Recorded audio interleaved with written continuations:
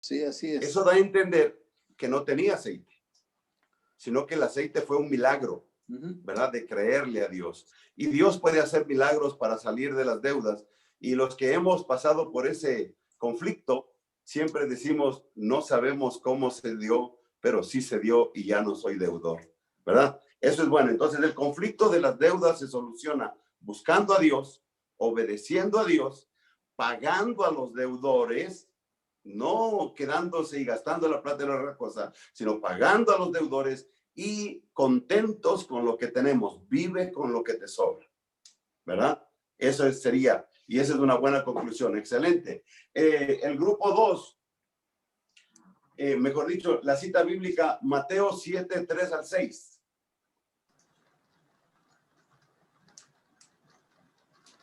Bueno, Julio, buenas noches. El Señor le bendiga. Dios te bendiga, Eddie. Gracias por tenerle aquí.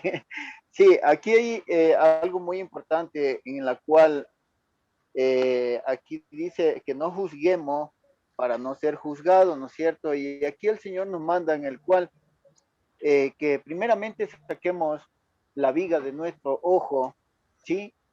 A veces nosotros sin el ser humano tildamos a las personas en el cual a veces yo estoy fallando en eso, o estamos fallando. Y primeramente es pedir perdón a Dios, ¿sí? Es pedir perdón a Dios por estos conflictos, ¿no es cierto? Y pedirle perdón a la persona que de pronto le estoy haciendo daño o me están haciendo daño. Y la solución es, para mí, es en el cual es pedir consejo, ¿sí? Pedir consejo a la iglesia, al anciano, la cobertura, como tratábamos en el grupo, y es algo muy importante en este conflicto para resolverlo y llegar a una solución de amor, porque eso es lo que el Señor quiere, que todos los conflictos lo tratemos nosotros como creyentes, los tratemos en amor en el Señor. Sí, eso sería lo que nosotros más o menos... ¿Cuál era el conflicto? El conflicto era que no, dice, ¿y por qué mira la paja, la paja que está en el ojo de tu hermano y no echa a ver la viga que está en tu propio ojo?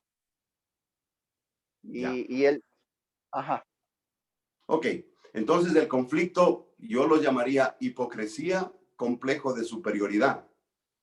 La mayoría de las personas que tienen este problema no consideran su situación personal, y eso es lo que está mostrando el versículo. Es un conflicto bien grande cuando uno lo único que hace es mirar las fallas de los demás. Dentro del matrimonio, ese es un conflicto.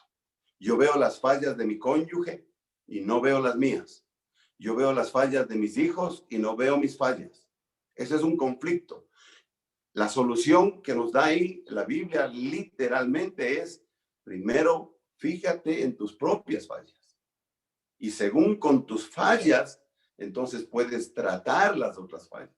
O sea, yo como padre debo mirar mi situación y tratar a mi esposa o a mi cónyuge o a mi hijo de acuerdo a cómo yo mismo me trataría, ¿verdad? Con eso no terminaría en la hipocresía, sino más bien sabiendo que yo tengo el mismo problema o tal vez mayor problema que él. Y normalmente los padres tenemos más problema que los hijos, porque los hijos cometieron el error, pero ¿por qué lo cometieron? ¿A quién vieron? ¿De dónde aprendieron? Todo un conflicto, ¿verdad? Y normalmente somos nosotros. Entonces, lo que Dios está tratando de mostrarnos es, mira, sí puedes tratar un problema, pero primero fíjate que tú tienes el problema y tal vez es más que el otro, de tal manera que no te sientas superior como para poder aplastar al otro que cometió un error, sino más bien tengas la libertad de poderle dar un consejo, como tú dijiste, buscar un consejo de alguien para que nos ayude a solucionar ese conflicto. Es muy serio porque normalmente todos nosotros nunca estamos dispuestos a dar nuestro brazo a torcer diciendo, sí, yo tengo la culpa, yo soy el responsable, ¿verdad? Entonces, muy buena conclusión. ¿Quién tuvo primera de Pedro 2:25, por favor? Amén, Julito. Buenas noches, bendiciones. Qué gusto. ¡Hey, Yuquito! ¿Cómo Dale. está? ¿Cómo ha pasado? Bien, sí, analizando con los Gracias. hermanos nosotros el versículo de primera de Pedro 2:25, habíamos analizado algunos conflictos dentro de este versículo, porque el inicio está hablando de que ejemplo de sufrimiento fue Cristo para nosotros. Y el versículo decía, ustedes eran como ovejas perdidas, eran, pero ahora han regresado al pastor y protector de sus vidas.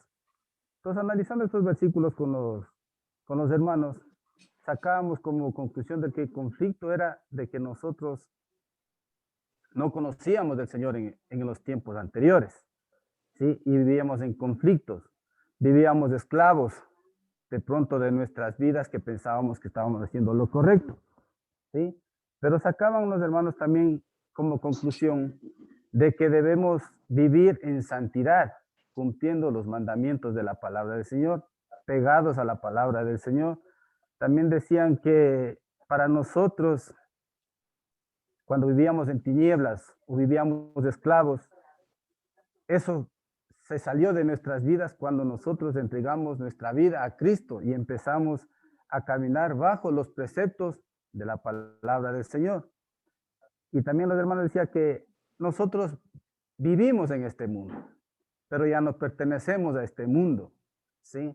Entonces, sacábamos como conclusión y decíamos que de pronto ese conflicto de tener el temor a volver a caer. Eso era, Julito, lo que queríamos compartir con ustedes. Muy bien, muy bien.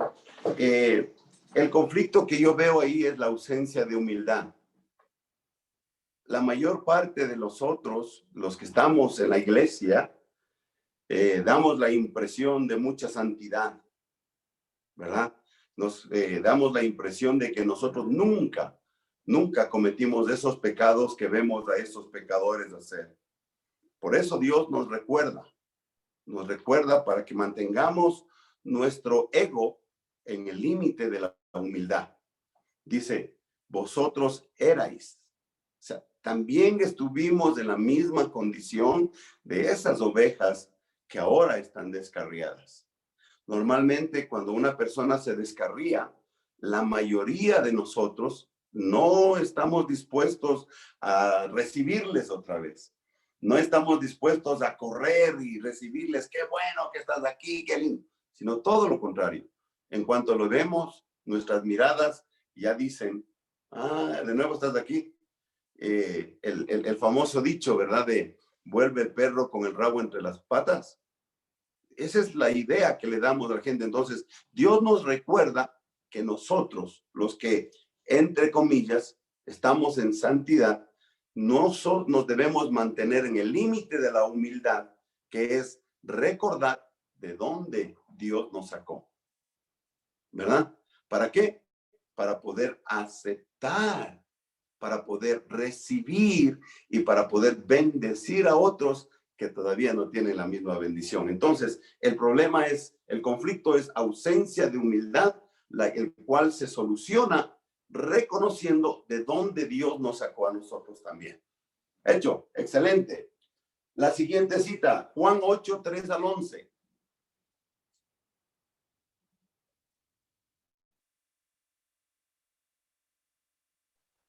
Ya, sí, nos tocó Dale, nuestro grupo. Ya, amén. Entonces, conversando con el grupo, pudimos identificar en el versículo de Juan, del 8, del 3 decía, bueno, el tema se trata de la prostituta que tenía que ser muerta mediante piedras, como decía la ley de Moisés. Entonces, ahí le preguntan a Jesús, ¿no? ¿Qué es lo que él haría? Entonces, el conflicto que nosotros pudimos identificar en el grupo fue que le pidieron a Jesús su opinión o ver qué es lo que él respondía. Entonces, el conflicto sería que es contradecir las escrituras. Entonces, con lo que Jesús iba a responder, sea una cosa o la otra, entonces los fariseos o los maestros de la ley sabían que iba Jesús a contradecir las escrituras. Entonces, lo que él pudo hacer Jesús es, en vez de, como el tema se trata de enfrentar o resolver un conflicto, ¿qué es lo que hizo Jesús, no? Él resolvió el conflicto de una manera sabia, respondiendo con las palabras, ¿no? Con las parábolas que es de que lance la piedra el que esté libre de pecado. De esa manera Jesús resolvió un conflicto de una manera elegante, podemos decir, ¿no? En nuestras palabras. Eso es. Ok, muy bien. Yo podría aumentar mis ideas, ¿verdad? Yo no sé si ustedes se dieron los minutitos de revisar si realmente la ley decía lo que ellos dicen. Porque ellos dicen en el versículo 5, dice, y en la ley nos mandó Moisés apedrear a tales mujeres. Si ustedes se dan el trabajo pequeñito de revisar en qué parte de las escrituras dice eso, van a encontrar que están mintiendo. Porque automáticamente, si una persona fue encontrada en adulterio, ¿dónde está el otro? ¿Por qué la ley diría que solo hay que apedrearle a la mujer? ¿Por qué no al hombre? Eso dice la ley. Deberíamos preguntarnos. Cuando vamos a investigar, vamos a encontrar que la ley dice que a los dos se les debe apedrear. Y cuando se trata de un abuso sexual, a él se le debe apedrear. Entonces, básicamente, el conflicto es la mentira nos lleva a la ausencia de misericordia. Y ahí salen otro montón de cosas que pueden salir. Lo que deseaban estos, atrapar a Jesús en algo para acusarlo, ¿verdad? Pero el punto, la base del conflicto está en que estaban mintiendo y mostrando por causa de la mentira una total ausencia de misericordia. Mira lo que hace Jesús. Les hace reflexionar a ellos mismos para decirles, como cuando les dice, el que no tenga culpa eche la primera piedra. ¿Qué les está diciendo? Oigan, eso dice la Escritura, seguro. Solo eso dice. Número 1. Número 2. Dice, ¿y ustedes no tienen pecados parecidos? Y automáticamente uno se va a dar cuenta de que mintió, 1, y 2, qué locura, ¿qué vine a hacer aquí? Cuando debía haberme puesto junto a ella, al otro, y entonces tal vez estaba diciendo la verdad. Pero entonces lo que tenemos que ver es que uno de los mayores conflictos que tenemos cuando se trata de un problema, de una situación difícil, las mentiras pueden aparecer inmediatamente. Inmediatamente una mentirita va a llevar a otra, hasta que aparezca la luz y podamos encontrar claramente cuál es la solución. ¿Cuál es la solución? Mirarnos a nosotros mismos en la condición en la que está el otro. El que no tenga culpa, lance la primera piedra. Y digo, no, yo también tengo culpa. Entonces la solución es no acusar y procurar yo mismo mirarme en la condición del otro para alcanzar misericordia, primeramente para mí y ojalá también para los demás, o primeramente para el prójimo y también ojalá para mí, ¿verdad? Eso sería lo que yo aumentaría, mi querido Giovanni. ¿Quién tuvo Salmo 51? Hermano, una pregunta ahí. Dime, Giovanni. Una pregunta ahí, me quedé con eso de la duda que considera, o sea, es una mentira lo que le dijeron los fariseos, los maestros de la ley. Le dicen si lees que la es escritura, sí. usted me dice que es una mentura. Pero sí. Ella era una prostituta y la encontraron en el acto. Entonces, por eso le querían matar con piedras, ¿cierto? Si hubiese sido ¿No decía también algo de la... Giovanni, algo, si hubiese sido una si hubiese sido una prostituta, no le tenían que apedrear, porque eso era una profesión, era un trabajo. Por eso no le llama adulterio. O sea, estaba teniendo relaciones sexuales con un hombre casado. Casado. Porque da la impresión que no está el marido, ¿verdad? Entonces, te doy las escrituras donde puedes encontrar Levítico 20:10 y Deuteronomio 22 al 24.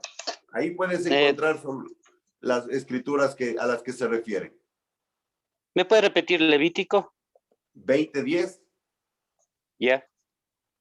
Y Deuteronomio 22 al 24. Gracias. Muy bien, Yep. Gracias.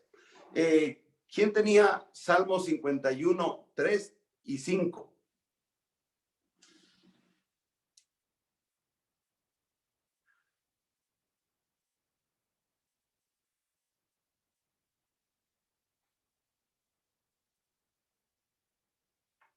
¿Alguien tenía o ya me fui otra vez del aire? Ricardo, ayúdame a saber si estoy en el aire o no. Parece que ya nadie más tenía. Ya. ¿Perdón? No sé si nadie más tenía. A ver, Piña. Yo tengo esta redacción tan ¿Qué chiquita. pasa, pues, mi querido Sixto? No te has comentado. Bueno, lo que aquí estamos viendo, pues, de acuerdo a la escritura de este momento, es que se trata de la actitud de David con Betsabé. Y vemos que David reconoce, pues, que pecó con Betsabé contra Dios, y él está luchando por arrancar de su corazón esta situación que le está matando, digamos así, solamente de tanto pensar, ¿verdad? Porque dice que cuando roba, mata o se calumnia, siempre hay resultados, hay víctimas de estas circunstancias. Y en el caso de David y Betsabé tenemos dos cosas muy importantes: la muerte de un bebé y el asesinato de Urías, pues, ¿verdad? Entonces, esas son consecuencias de todos estos actos pecaminosos. Además, vemos ahí, pues, que el pecado no solamente, además de herirnos a nosotros propiamente, está regándose, está hiriendo a otras personas también. O sea, es un impacto grande, ¿verdad? Que daña a muchas personas. Aquí también Dios nos está enseñando que cuando nosotros pecamos nos estamos rebelando contra Dios, contra sus principios, contra sus enseñanzas y lo que Él nos está pidiendo que hagamos, y que seamos transformados para poder vivir bajo la gracia del Señor, bajo el amor del Señor. Es muy interesante. En el versículo 5 dice: he aquí en maldad yo he sido formado, y en pecado me concibió mi madre. Entonces esto nos hace pensar cómo es la situación de la vida de David. David estaba teniendo en su corazón siempre una disposición caída y pecaminosa, porque esa era la condición desde que fue concebido. Entonces nosotros, digamos así, bruscamente, somos jalados por el pecado en el mundo, ¿sí? No medimos las consecuencias, no nos frenamos, no paramos ahí para ponernos delante del Señor, pues, y que el Señor, pues, a través de su Santo Espíritu nos pueda detener.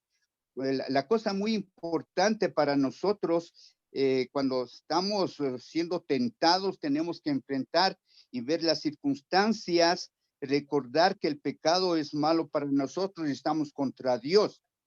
Esto nos puede llevar, pues, a que podemos detenernos cuando ya razonamos, cuando ya pensamos, nos lleva a detenernos en lo que quizás vamos a hacer, y si eso hacemos, pues nos vamos a mantener firmes en el conocimiento de la palabra del Señor, y sobre todo en la obediencia, con la finalidad de que no nos cause problemas a nosotros mismos y no cause problemas a las demás personas.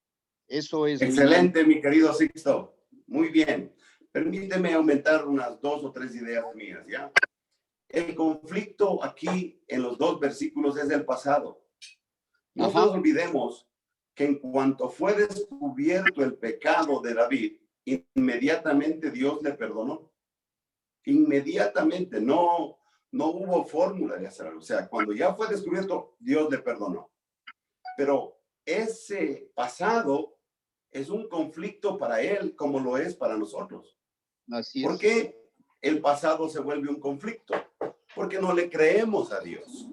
Dice segunda de Corintios 5:17, el que está en Cristo nueva criatura es, las cosas viejas pasaron, he aquí todas son hechas nuevas. Todo esto proviene de Dios, quien nos reconcilió consigo mismo por Cristo y nos dio el ministerio de la reconciliación, que Dios estaba en Cristo reconciliando consigo al mundo, no tomándoles en cuenta a los hombres sus pecados, y nos encargó a nosotros la palabra de reconciliación. Un conflicto que tenemos en la actualidad es nuestro pasado. Mira, si alguien sabe mi pasado, estoy frito, porque me lo va a recordar y me va a decir y me va a esto y lo otro. Si yo no tengo la libertad que Cristo me da de mi pasado, voy a tener conflictos muy serios. Muy serios espiritualmente. No es tan fácil vivir la palabra de Dios cuando el conflicto del pasado no ha sido resuelto con la gracia de Dios. La gracia de Dios te dice, eres libre, no tienes pecado, ¿verdad? Pero en cambio, el pasado te dice, no, tú pecaste, tú mataste, tú robaste. Es un conflicto. Adiós. Romanos 12:2 dice, no os conforméis a este siglo, sino transformaos por medio de la renovación de vuestro entendimiento para que comprobéis cuál sea la buena voluntad de Dios, agradable y perfecta. Entonces, conflicto del pasado se resuelve creyéndole a Dios que Él tomó nuestro pasado, lo enterró y ahora empieza cuenta nueva. Es como decir, el conflicto del pasado se soluciona con borrón y cuenta nueva, hecho por Dios. Ese es mi aporte para esta cita bíblica. La siguiente, Salmo 5:1. Se congela.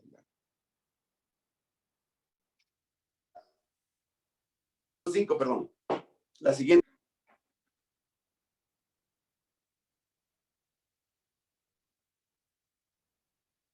Julio, me parece que se le cortó. ¿Podría repetir otra vez? Ok. Salmos, no. La siguiente cita bíblica, Salmo 51:5. Ya, Sí, justo esa es la que tenía el grupo de Sixto. La siguiente Esto sería también. Génesis 3, 7 al 13. Ok. Está bien. Entonces, Génesis 3, 7 al 13. Hola, Julito, buenas noches. Buenas noches con todos. Hey, Washington. Bueno, a mí exponer el día de hoy. Qué gusto verle, Washington. Muchas gracias, Julito. Cuente. Bueno, mi grupo llegamos a la conclusión de que el conflicto en el tema de Génesis 3, de 7 al 13, vendría a ser la desobediencia que cometió Adán y Eva, ¿no? En este caso, ¿cuáles serían las consecuencias de esta desobediencia? Ellos terminaron su relación con Dios. Igual Adán y Eva rompieron las relaciones inherentes en su propio ser, como se consideraban, su relación eran juntos, ¿no? Hueso de mis huesos, carne de mi carne, se podría decir, ¿no? Ellos al verse desnudos sintieron vergüenza del uno al otro, porque cometieron el error de comer de la fruta prohibida que el Señor les dijo que no comiesen. ¿Ya? ¿Qué más dice acá? Cuando, a ver, es muy importante reconocer cuando actuamos en desobediencia con el Señor que tendremos consecuencias, ¿no? Las decisiones que tomaron en este caso Adán y Eva, tuvieron resultados desastrosos. Dios les juzgó de su pecado y declaró consecuencias nefastas que resultaron en un trabajo que requieren ser de gran esfuerzo, ¿no? En este caso, por ejemplo, lo que le dijo el Señor a Eva es que parirá con dolor, por el hecho de la desobediencia que ellos cometieron en el huerto. Y Adán le manifestó que tiene que trabajar, o sea, y ganarse el sudor de su frente, su trabajo, ¿no? Los frutos. ¿Cuál hubiera sido en este caso la conclusión? Si ellos hubiesen reconocido el error que hicieron, pedían perdón al Señor, creo que hubiera sido una manera de no tener muchas consecuencias como el Señor les mandó como castigo. Muy bien. Permítame, Washington, aumentar algunas cositas, ¿ya? El conflicto que yo veo es el famoso conflicto ancestral. ¿Cuál es? Esconderse, justificarse y buscar culpables. Se echaban la pelotita del uno al otro Ese es el conflicto. Porque Adán le decía es un conflicto que existe hasta ahora en el hogar, en la casa, en la iglesia, en el trabajo, en todo lado. En todo lado existe todavía este conflicto, ¿verdad? Esconderse, las dos cosas al mismo tiempo, y justificarse. Y normalmente las excusas que damos buscan culparle al otro. ¿Cuál es la solución? Mire, la solución es enfrentar al mismo Dios, ¿verdad? ¿Por qué? Porque el mismo Dios da la solución. Mire, ellos estaban desnudos y trataron de taparse, de esconderse, y Dios les tapó su pecado porque les hizo túnicas. Cosa contraria, el hombre trata de esconderse, tratando de que no se descubra, de que no se sepa, por el temor, por la vergüenza, que ahí tienen también la vergüenza, ¿verdad? Todas esas cosas rodean a este punto. Este conflicto nosotros lo vivimos diariamente.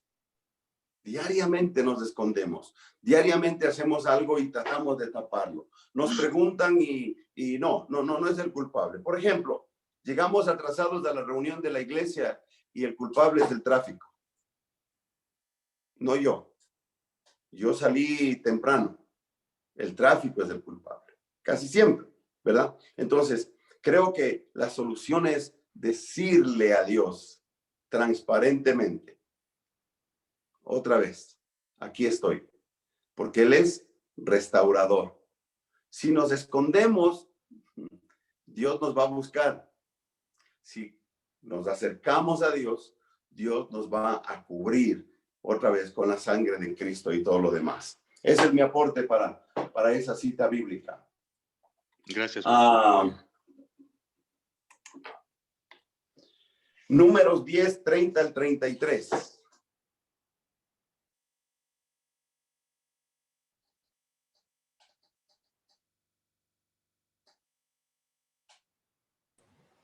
Ya, Julito, nosotros nos tocó este grupo de...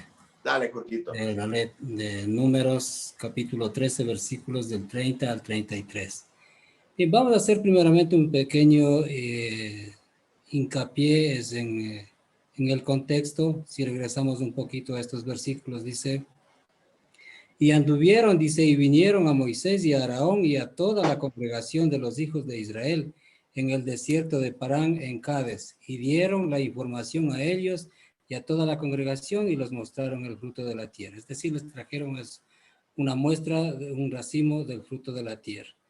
Y les contaron, dice, diciendo, nosotros llegamos a la tierra a la cual nos enviaste, la que ciertamente fluye leche y miel y este es el fruto de ella.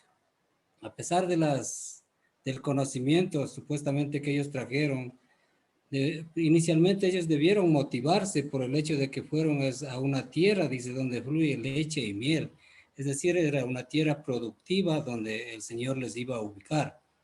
Pero sin embargo, nosotros como hijos del Señor reconocemos de que verdaderamente en muchos de los casos le fallamos. Y aquí comienza, dice, más el pueblo que habita, dice, aquella tierra es fuerte y las ciudades muy grandes y fortificadas, y también vimos allí a los hijos de Anac.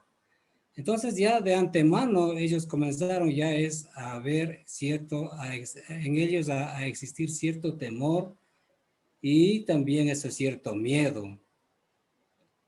Más adelante, ya sujetándonos a lo que nos dice desde el 30 al 33, dice, entonces Caleb hizo callar al pueblo delante de Moisés y dijo, subamos luego y tomemos posesión de ella, porque más podemos nosotros que ellos.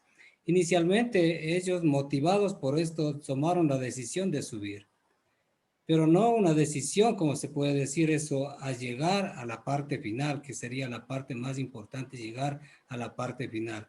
Llegaron simplemente a una parte donde dijeron, más los varones que subieron con él dijeron, no podremos subir no podremos subir contra aquel pueblo porque es más fuerte que nosotros. Y aquí nosotros podemos ver que prácticamente el conflicto vendría a ser es el temor, es el miedo y la falta de confianza en Dios. Eso es lo que nosotros...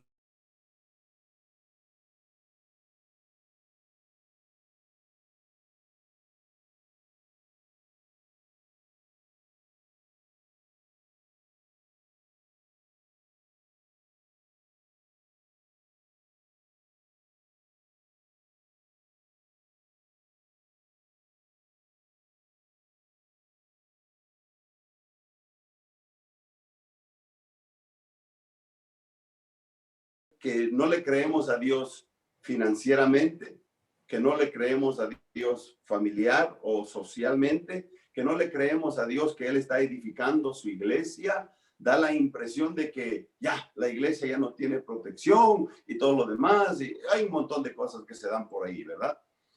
Las situaciones sociales que se están dando a nivel del mundo y que están afectando ya a nuestro país, a la iglesia no le permite, entre comillas, salir del temor, sino que le atemoriza más. Entonces, yo creo que la solución al temor a las circunstancias es confiar en Dios, la confianza en Dios, volver nuestra confianza a Dios en todas las áreas, no solamente creerle a Dios para la salvación, no solamente creerle a Dios de que nos vamos al cielo, no solamente creerle a Dios de que Cristo pronto viene, no, sino también creerle a Dios que en medio de la enfermedad, Él va a estar ahí. Que en medio de la necesidad económica, Él va a estar ahí. Que en medio de la muerte, Él va a estar ahí. O sea, quitarnos los temores y comenzar a vivir de acuerdo a los conceptos y principios de Dios, en el sentido de honrar a Dios, reverenciar a Dios en cada cosa que nosotros hacemos. Y con eso el conflicto va a desaparecer. Gracias, Jorgito. Creo que tengo una última cita y es Génesis 37, 5 al 11 y 18, 20. Julio, esa cita no se les asignó porque se hicieron siete grupos nomás. Ok, entonces pasemos a las conclusiones, ¿ya? Ok. ¿Cuáles pueden ser las conclusiones? Voy a tomar algunas conclusiones. Primero, vemos estos conflictos y yo me preocupé de sacar los conflictos de la Biblia. ¿Por qué? Porque la impresión que damos como iglesia es que los conflictos no tienen nada que ver con la iglesia y no tienen nada que ver con nuestra vida y nuestro desarrollo o nuestro crecimiento. Por esa razón tratamos de solucionar los conflictos. La Biblia nos muestra que los conflictos, y ustedes pueden ver desde el principio de la creación hasta el final de la Biblia, siempre va a haber conflictos. Jesús dijo que nos dejaba en medio de lobos. Jesús dijo que nos enviaba al mundo, pero también dijo, no te pido que los quites del mundo, sino que los guardes del mundo. Entonces, los conflictos nunca van a desaparecer. Los conflictos nunca van a dejar de ser parte de la vida, especialmente de un cristiano, de un hijo de Dios. Porque todo el mundo tiene conflictos, pero no necesariamente que es los conflictos que le edifiquen, porque los conflictos que Dios permite en nuestra vida tienen un solo propósito: edificar nuestra vida. Edificar nuestra vida. Con estas conclusiones, vuelva a leer los textos bíblicos y pregúntese cómo usted es edificado en cada conflicto que encontramos. Primera conclusión, entonces, los conflictos no se solucionan, los conflictos se enfrentan. se va hacia los conflictos. Jesucristo tenía un conflicto, la cruz, la muerte. Hebreos va a decir, y puesto el gozo por delante, fue a la cruz. O sea, enfrentó, no huyó, no se detuvo, no le paralizó, sino que fue hacia allá. La solución, enfrentarlos. Segundo, conclusión, Dios permite los conflictos. ¿Por qué? Porque Él tiene un propósito en nuestra vida. Cada conflicto tiene un propósito.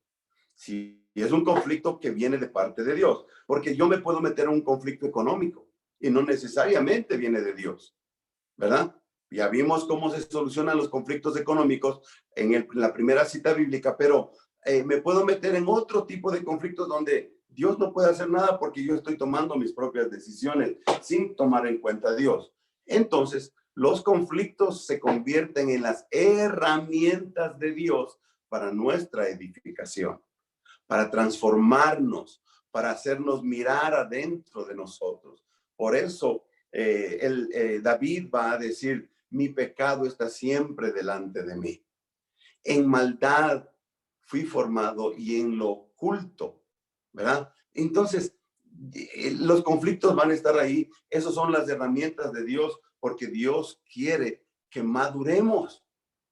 Hebreos capítulo 5 va a decir que debiendo ya ser maestros, aún somos niños. Y luego en Hebreos 6 va a hablar de los rudimentos de la gracia, de la fe en Jesucristo. Y uno tiene que preguntarse, ¿he madurado? ¿Los conflictos han permitido que yo madure? ¿O los conflictos los he eludido de tal manera que no he madurado? Que me he quedado todavía como un niño que no puede y no ha crecido y no puede llegar a la madurez. Todavía soy niño. No importa si ya crecí en edad, si ya estoy pronto a llegar a la tumba o si ya tengo 20, 30 años en la iglesia. No, la madurez no depende de la edad, sino de cómo he crecido frente a los conflictos que Dios ha permitido en mi vida. Entonces, los conflictos se enfrentan, los conflictos son la herramienta de Dios porque Dios quiere que maduremos, porque Dios quiere que crezcamos. Estamos, mis amados, oro en el Señor para que cada uno de nosotros podamos mirar de ahora en adelante los conflictos con otros ojos y podamos permitirle al Espíritu Santo nuestro desarrollo y nuestro crecimiento. Gracias, mi querido Marcelito, Luchito. Gracias a ti, Julio. Gracias por darnos todas esas herramientas a través de la palabra de Dios para poder enfrentar mejor los conflictos desde una visión bíblica. Gracias por tu tiempo y por estar con nosotros también. Mis hermanos, solo una indicación básica en el chat de varones, pues ustedes verán, estamos administrando ahí. Entonces, cualquier publicación, por favor, comuníquense con Marcelo Acuña, que él va a ser la persona encargada para poder publicar cualquier cosa que tengamos en el chat de la red de varones. Sí, como ya lo dijo Marcelo, aquellos que no se han conectado, quizás es primera vez, por favor pongan en el chat sus datos para poder integrarle a este grupo. Julio se nos despide. Gracias, Julio. Si desean abrir sus micrófonos, mis hermanos, pueden hacer. Queridos hermanos, yo les invito mañana a 5 de la mañana a la reunión de oración. Ese es un conflicto. ¿Cuál es la solución? El conflicto de despertarse, dice.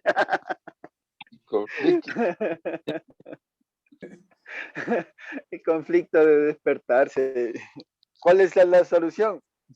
Levantarse, poner la alarma. No hay conflicto, hermano. Todos nos levantamos a las 3, hermanos. A la 1, a las 2 y a las 3. Eso, no hay conflicto en eso.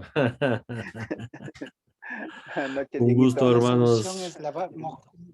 Un gusto, buenas noches, Dieguito.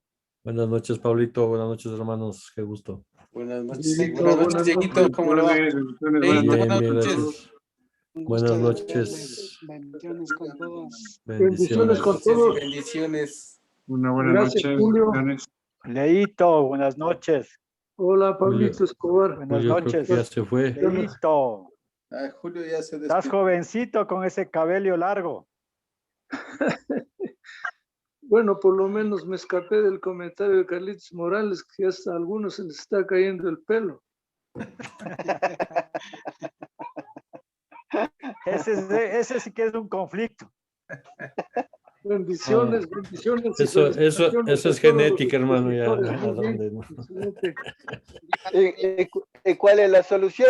Como dijo el hermano, comprar un buen champú. Que descansen. Dios los bendiga. Un abrazo a todos. Un abrazo, hermanos. Dios les guarde. Un abrazo, hasta mañana, Hasta 5 de la mañana. mañana. Gracias, Marcelito, hermanos, por un fuerte todo. abrazo a todos. Gracias, hermano Marcelito. Bendiciones a todos. Y a ustedes, a todos.